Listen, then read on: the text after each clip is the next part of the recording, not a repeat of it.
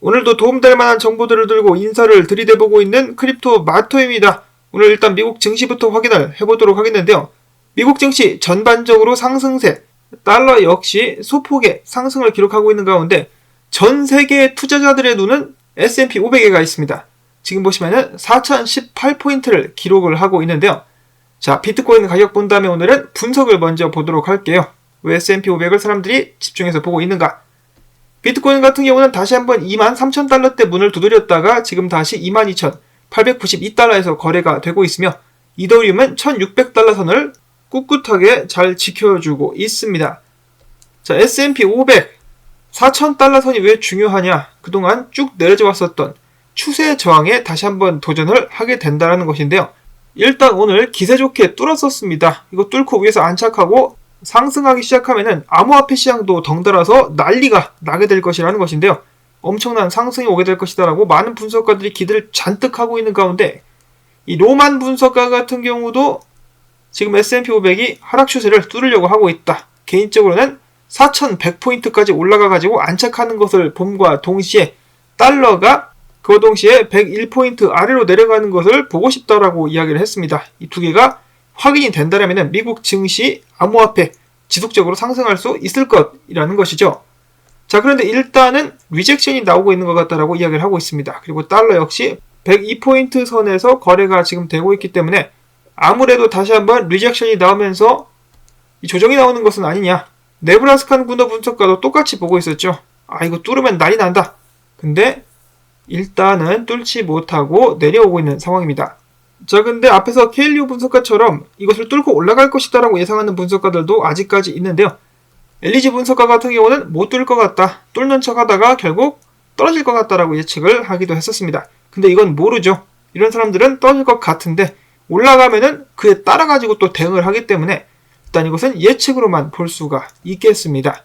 이런 상황 속에서 트레이더 SG 분석가 같은 경우는 이야기하기를 지금 달러의 약세를 두고 외환 거래 시장에서 달러 숏에 엄청나게 많은 사람들이 몰리고 있다. 그래서 달러 숏 스퀴즈가 일어나게 되면서 이번에는 달러가 치솟게 되지 않겠느냐라는 예상을 남기기도 했었습니다. 자, 달러의 반등 나오게 될 것인가? 달러가 반등하게 된다면 당연히 위험자산군 같은 경우는 약세를 보일 수밖에 없겠는데요. 인컴 샤크 분석가는 이야기하기를 2,100달러까지 비트코인이 조정이 올 줄 알았는데 지금 안 오고 있는 상황, 조정이 늦어지고 있는 가운데 만약에 세미갭을 메꾸러 비트코인이 내려온다. 그러면 이 자리에서 매수할 것을 권유한다라고 이야기를 했었습니다. 자, 과연 비트코인 세미갭을 메꾸러 내려올까? 네브라스칸 군더 분석가는 비트코인이 주요 저항에서 얻어터지고 내려왔기 때문에 지금 주요 저항이라 보여지는 22,600달러 선, 22,250달러 선까지 내려와가지고 밑으로 추가적인 하락할 가능성이 높아졌다라고 이야기를 하기도 했었습니다. 자, 근데 비트코인 지금 또 잘 버텨주고 있는데요. 비트코인이 지속적으로 상승하기 위해서는 주봉 기준으로다가 23,400달러 위로 올라가가지고 해당 자리를 지지선으로 바꾸는 것이 중요하다라고 렉트 캐피탈 분석가는 이야기를 하고 있었습니다. 자, 비트코인의 강세 어디까지 계속될 수 있을 것인가? 당연히 25,500달러 위까지 올라가면 정말 좋겠다라는 바람을 가져보는데요. 조정이 나오고 있지 않은 것이 좀 불안합니다. 여유롭게 느긋하게 찬찬히 올라가면 좋겠는데 세력들은 그렇게 놔두질 않는 것 같죠. 이렇게 급하게 올라가면 급하게 내려가는 경향이 있기 때문에 약간은 좀 조심해야 되지 않나라는 생각이 드는데 온라인상에서도 많이 공유가 되고 있는 투자의 사이클이 있죠. 심리 상태와 더불어서 사이클이 있는데 우리는 어쩌면 지금 이 지점에 와 있을 수도 있다라는 그런 분석이 나오기도 했었습니다. 조정을 받을 수 있겠지만 지금부터 바닥은 찍은 상태에서 올라가는 것이 아니겠느냐. 시간이 갈수록 바닥을 찍었다라고 호언장담하는 분석가들도 많이 나오고 있는데요. 이번에는 마이클 반데 포페 분석가도 이야기를 하고 있습니다. 바닥 찍었다. 저도 당연히 찍은 것이기를 바랍니다. 이런 식으로다가 쭉쭉 올라가면은 저도 좋고 여러분들도 좋고 밤마다 행복한 꿈을 꾸며 잘 수 있는 그런 시간들이 오게 될 수 있지 않을까라는 기대를 해보는데요. 그런가 하면은 이럴 때 또 등장하고 있는 와이코프 이론, 이런 식으로다가 비트코인이 따라가면서 가격을 올리고 있다라고 이야기를 합니다.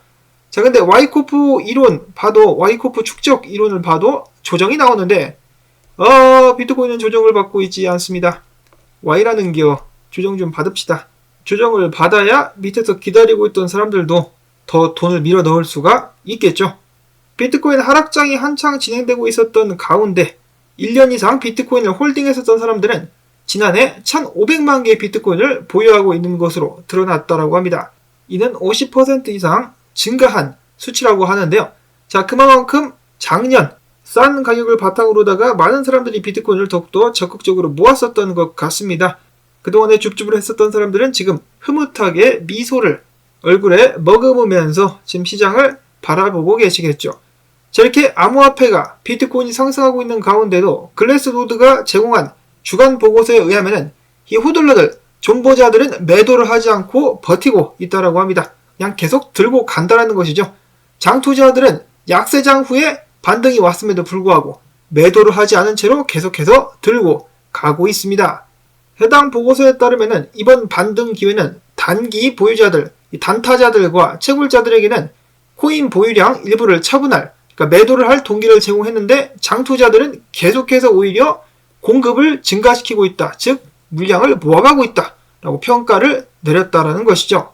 이제는 존버는 반드시 승리한다 해서 존버는 이제 정복한다로 넘어가는 단계가 아닌가. 자, 그런 상황 속에서 비트코인 및 알트코인들 가격이 올라가자 암호화폐 펀드에 자금이 많이 몰리기도 했었다는데요. 이런 상황 속에서 숏을 노리고 들어온 숏쟁이들도 함께 있었다라고 합니다.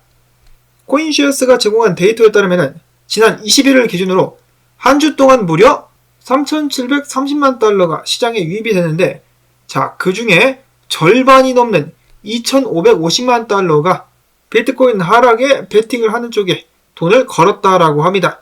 최근 비트코인 상승이 가짜다라고 생각을 하고 있다라는 것이죠. 지금 숏 스퀴즈와 함께 비트코인 가격이 상당히 오르고 있는데 아직도 정신을 못 차린 것일까? 아니면은 조정받을 것을 염두에 두고 들어온 것일까? 자, 그런가 하면은 돈 내놔 언니의 아크인베스트 이번에 50만 GBTC주를 덤핑했다라고 합니다. 매도를 했다라는 것인데요. 자, 돈나무 언니 이번에 드디어 돈 벌었습니다. 그동안에 계속해서 손해만 보고 있었던 돈나무 언니 가격이 오르자 수익 실현을 칼같이 해주고 있습니다. 말씀드리는 순간 미국의 장 마감이 됐다라고 하네요. S&P 500 4,000포인트 선을 넘기면서 4,019에서 마감이 됐습니다. 자, 이제 이를 유지할 수 있는가가 관건이 될 수가 있을 것인데 이번 주와 더불어 가지고 다음 주에 있을 연준의 미팅까지 정말 또 한 번 큰 움직임이 나올 수 있는 두 주가 될 것 같습니다. 자, 그 다음으로는 제가 지나다니다가 또 재미난 이 음모론이랄지 영상을 봐가지고 잠깐 공유를 해보려고 하는데요. 자, 미국의 유명 방송사 폭스TV의 간판 앵커 터커 칼슨은 최근에 이런 식으로다가 비트코인 상승을 의심했었다라고 하는데요. 자, 지금 비트코인이 상승하고 있는 이유는 어쩌면은 미국 연방 항공청이 랜섬웨어에 의한 해킹을 당했고 이에 대한 대가를 지불하기 위해서 연방 항공청이 몰래 비트코인을 대량으로 매수하고 있기 때문에 지금 가격이 많이 올라가는 것일 수도 있다. 실제로 1월 11일 연방 항공청이 다운되었을 때부터 비트코인 가격이 20%가량 치솟았다라고 이야기를 하기도 했었는데요. 뭐 이런 음모론도 있구나 정도로만 들어주시면 되겠습니다. 자, 그 다음에 미국 소식인데요. 좀 황당한 소식이 나왔습니다. 미국의 민주당에서 새로운 법안을 소개했는데 이 조만간이 아니죠. 지금 벌써 미국 같은 경우는 부채 한도에 다다랐죠. 이 부채 한도를 없애는 법안을 소개를 했다라고 합니다. 정신병자죠. 이건 정신병입니다.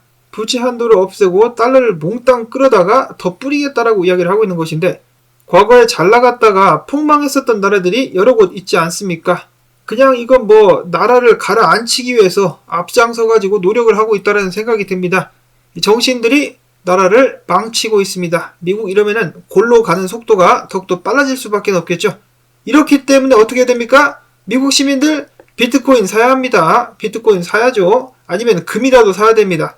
이거 만약에 법안이 일단 소개만 됐지만은 만에 하나라도 통과가 된다 그러면 이거는 말이 필요 없죠. 설명이 없을 정도로 나라가 크게 빠르게 기울게 될 거라는 생각이 듭니다. 도대체 이런 생각은 어떻게 해야 이런 발상이 머릿속에서 나올 수 있는 것인가? 자, 이렇게 상황이 혼란스러운 가운데 기관들이 드디어 새로운 거래소를 선보인다라고 하죠. EDXM, 시타델, 로빈후드와 결탁을 해가지고 작년에 엄청나게 좋은 성적을 올린 이 헤지펀드와 찰스 슈왑 등 다른 기관들이 한데에 모여가지고 열게 되는 거래소, 교묘하게 딱 개장 시기가 되니까 암호화폐 시장의 분위기가 살아나는 그런 모습들을 여러분들은 보고 계시는데요. 일단 해당 거래소 같은 경우는 4개의 암호화폐들만 취급을 하게 될 것이라고 합니다. 비트코인, 이더리움, 라이트코인, 비트코인, 캐시, 증권성 논란을 피할 수 있는 안전한 코인들만 일단, 그러니까 SEC로부터 안전한 코인들만 일단 상장을 한다라고 하네요. 자, 해당 4개의 코인들 좀 지속적인 상승을 보여줄 수 있을 것인가. 자, 그 다음에 코인베이스 CEO가 어제 이런 소식이 나왔었죠. 브라질과 아르헨티나가 공동 통화를 논의하고 있다. 이런 상황에서 비트코인이 올바른 해법이 될 수 있을 것이다 라고 제시를 했었다라고 합니다. 자, 과거에 비트코인이 $6,000 정도대였었던 것으로 기억을 하는데요. 아르헨티나 대통령에게 팀 드레이퍼가 비트코인을 법정 통화로 만들면은 아르헨티나가 많이 나아질 수 있다라고 조언을 했었는데 듣지 않았죠. 그때 만약에 그 제안을 수락을 했었다라면은 아르헨티나는 지금 굉장히 많은 부를 쌓을 수가 있었을 것입니다.